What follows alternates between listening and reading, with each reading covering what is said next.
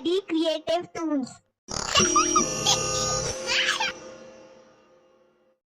एक समय पहले एक गांव में एक पंडित जी रहते थे। पंडित जी रोज मंदिर जाकर पूजा पाठ करा करते थे।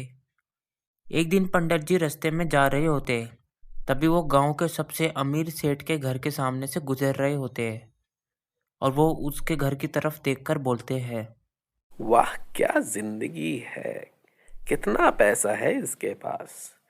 जब चाहे आराम करे, जब चाहे काम करे, और काम ना भी करे तो क्या फर्क पड़ता है। और एक हम हैं जो पूरे दिन मंदिर में बैठे रहते हैं और कुछ ज्यादा दक्षिणा भी नहीं आती। मुझे भी इतना धन मिल जाए तो मैं भी अपनी जिंदगी बड़े आराम से काटूं। चलो घर जाके सोचते हैं कि पैसा कैसे कमाएं। पंडित जी वहां से घर की ओर चले जाते हैं। घर जाकर वो हाथ मुंह धोकर बैठ जाते हैं और कुछ ही देर में उनकी बीवी उनके लिए भोजन ले आती है। तभी अरे भाग्यवान, ये क्या। कभी तो कुछ अच्छा बना लिया करो खाने के लिए। रोज रोज एक ही भोजन करके पक गया हूं मैं। जितने पैसे देते हो ना तुम, उसमें यही बनेगा। चुपचाप खा लो जो दिया है। अच्छा, रेनू का है ना, वो नई साड़ी ली है उसने आज।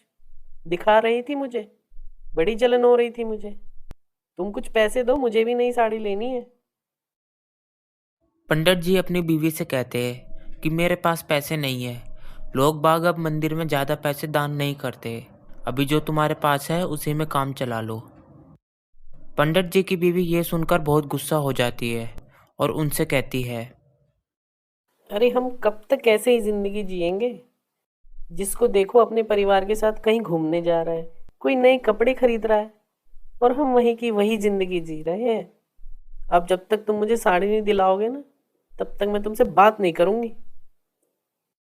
ऐसा कहकर उनकी बीवी अंदर चली जाती है और पंडित जी बहुत निराश होकर बाहर चले जाते हैं। वो गांव में घूम ही रहे होते, तभी उनको उनका एक दोस्त मिल जाता है। उनका दोस्त उनसे कहता है, और पंडित जी कहाँ जा रहे हो? अरे क्या बात है, तुम बड़े निराश हो। पंडित जी उन्हें सारी बातें बताते हैं। तभी उनका दोस्त उनसे कहता है, मेरे पास एक तरकीब है। वो जाकर एक पेड़ के नीचे बैठ जाते हैं। तभी उनका दोस्त उन्हें एक प्लान बताता है। देखो मेरे पास एक तरकीब है, और वो तरकीब ये है कि जब तुम अपने आसन पे बैठे हो और लोग तुम्हारे पास अपनी समस्या लेकर आते हैं, तो तुम्हें बस लंबी चौड़ी कहानी बनाकर उनको कुछ इलाज बताना है और उनसे पैसे वसूलने हैं, और फिर देखो तुम्हारे पास कितने पैसे होते हैं। नहीं नहीं, ये गलत है भाई। किसी को पता चल गया मैं ऐसा कर रहा हूं तो क्या होगा। उनका दोस्त उनसे कहता है, सोच लो, अगर ज़्यादा धन कमाना चाहते हो तो तुम्हें ये करना पड़ेगा, और किसी को क्या पता चल रहा है कि तुम गलत सलत बातें बताते हो। हाँ ये भी है, चलो देखते हैं। पंडित जी ये कहकर वहां से चले जाते हैं। अगले दिन पंडित जी मंदिर में बैठे होते हैं, तभी वहां पे एक आदमी आता है। वो आदमी पंडित जी को अपनी समस्या बताता है। पंडित जी, मेरा कई दिनों से व्यापार अच्छा नहीं चल रहा है। आप कोई उपाय बताओ जिससे मेरा व्यापार अच्छा चले।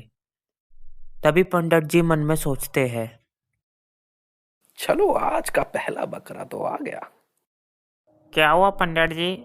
आप आंख बंद करके क्या सोच रहे हो? तुम्हारा ही भविष्य देख रहा हूं वत्स। तुम बड़ी समस्या में हो, लेकिन तुम्हारी समस्या का हल है मेरे पास। क्या समस्या है पंडित जी, और इसका हल क्या है? तुम्हारी समस्या ये है कि तुम बहुत कंजूस हो, इसलिए लक्ष्मी जी की कृपा तुम पर नहीं बन रही और तुम्हारा व्यापार भी नहीं चल रहा। तुम्हें इसके लिए दान पुण्य करना होगा। पंडित जी, ऐसा करने से मेरा व्यापार अच्छा चलेगा?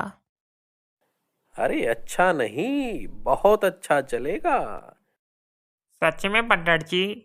बताइए मुझे क्या करना होगा? पंडित जी उसे कहते हैं, तुम्हें मंदिर में कुछ धन दान करना होगा और कुछ दिनों बाद तुम्हारा व्यापार अच्छा चलने लगेगा।